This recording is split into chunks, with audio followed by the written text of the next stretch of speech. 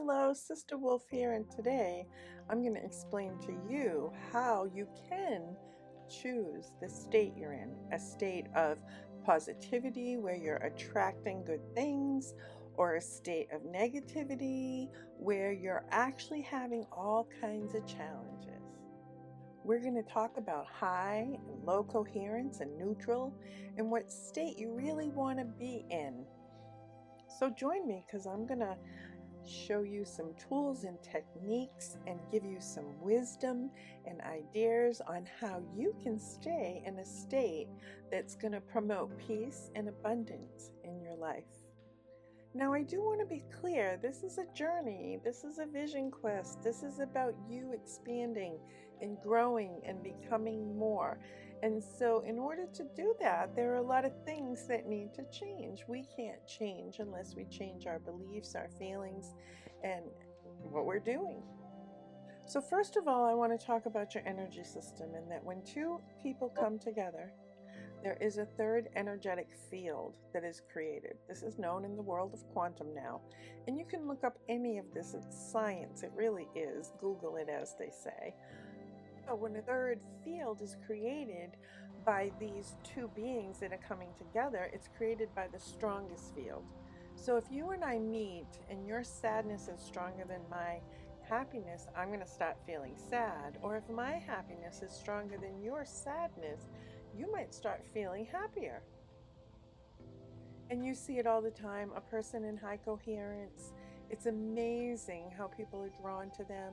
A teacher that's in high coherence, you're hearing, you're learning, you're open to remembering. A teacher that's in low coherence, perhaps you fell asleep listening to them. So the state of high coherence is when all of your systems are working, your energy systems are flowing, your cortex of your brain is organized, and you're thinking clearly, and you're connected to any instincts, intuition, or spiritual guidance that you believe in. But when you drop into low coherence, the cortex of the brain disorganizes energetically, which is why you can't remember where your keys are when you're upset, or your phone number, or the name of someone. And so your brain kind of energetically gets scrambled, and your instincts, your intuition, and any spiritual guidance you believe in is in FM, and you're in AM, so you're not getting those messages. And the other thing that happens is that when you drop down into low coherence, you stop digesting and detoxing. And so after you go through a situation where you've been in low coherence, you get really tired and you feel drained. And so there was a nerd cardiologist named Jack Child who created a program called HeartMath. And he has been teaching people around the world how to be in high coherence by reconnecting to the heart. He's found that the heart is actually a sensory organ. It sends more messages to the brain than other sources. It's amazing what he's found out. And you can go and look at his research and his program. He actually has a monitor that will tell you whether you're in high or low coherence. And what he has found is that if you reconnect, put your attention back to your heart, you automatically go back up into high coherence. So if you would, take a moment, put your hand on your heart, take a breath, see what happens. So if we want to stay in a state of peace, we have to start to recognize what pulls us out of that state and to begin to change those old psychological setups with energy medicine. Okay, so there's another aspect of high and low coherence. Whatever state you're in, high or low, whatever happens outside of you is going to activate memories at that state. So when your girlfriend is on the phone and she's telling you how wonderful you are and you're having a great time with her, you love your girlfriend. But if something happens and she's late, and you get angry and frustrated and you drop down into low coherence, you start remembering all the times that she was late, and now you have something negative to say about your friend. So think about it. If you are in a state of low coherence, everything looks wrong. Nothing looks right. Nothing looks good. You don't see the possibilities. But we also don't want to be in high coherence all the time either. We won't see the negative. We need to be in neutral. And we need to bring ourselves into high coherence and enjoy that state of possibilities. But we need to live our life in neutral. When something happens and we drop down into low coherence, it gives us the opportunity to see what we don't want, what we do want to change. And we can take that opportunity and we can change that with a lot of different tools and techniques.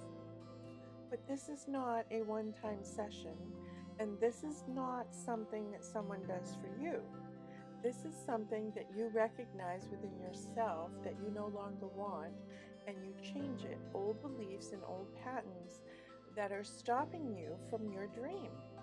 So what Doc Child found was that if you bring your attention back to your heart and you look at something that you love, you will go back up into high coherence. So basically you're bringing your attention and your energy back to your heart, and there's a few different ways that you can do that. See yourself breathing through your heart, or put your hand on your heart and feel the warmth of your heart, or see yourself giving love out through your heart, or think of a picture or something that you really love. You'll notice in my videos I have pictures that hopefully will evoke peace, which will get you into high coherence as you're listening to what I'm sharing.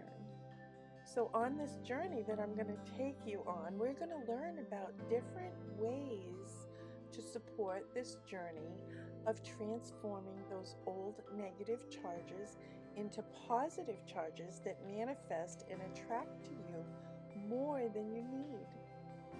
So the state of high coherence is when all of your systems are working, your energy systems are flowing, your cortex of your brain is organized, and you're thinking clearly, and you're connected to any instincts, intuition, or spiritual guidance that you believe in. Learning how to be in a very neutral state and learning how to put yourself into high coherence if needed is a very awesome gift that allows you to be in charge of not only the state that you are in, but the state that others are in. And understanding that when you are in a negative state, you are going to activate negative memories, and that can just spin and get out of control. And someone with road rage has a lot of negative psychological setups that they react to very quickly. And those are the psychological setups that need to be dealt with. Some of them have more power than others. By having control of the state that you are in, you are able to begin a healing process and to transform the old limitations that are blocking you from your dream. So on this journey, on this quest, we need to be aware of the state that we are in and have control of that. So how we do that is we become aware when we drop into low coherence, when things aren't right, when we're having negative thoughts and beliefs that come up. And to put our hand on our heart, think of something we love, and get ourselves back up into high coherence. That is the first thing that we need to do. And as we do that, we may see patterns, we may see old unresolved issues that are related to that, and we can work with those energetically. But for now, just pay attention to what state you are in, and when you drop into low, get yourself back up into high. So thank you so much for listening to my video, watching the pictures. Hopefully they have brought you into a state of high coherence. And I ask that you subscribe. It's free to my channel. and follow this journey. I'll be posting a video about once a week and taking you to the next path. Enjoy. Perhaps you are on the right path, and with just a little bit of a different perspective, you will find your way.